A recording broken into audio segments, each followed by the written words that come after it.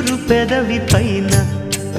చిరునవ్వై చేరాలనుకున్నా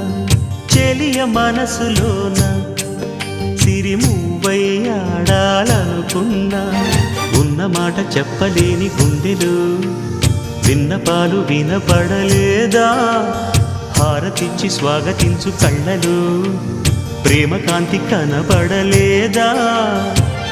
మరి అంత దూరమా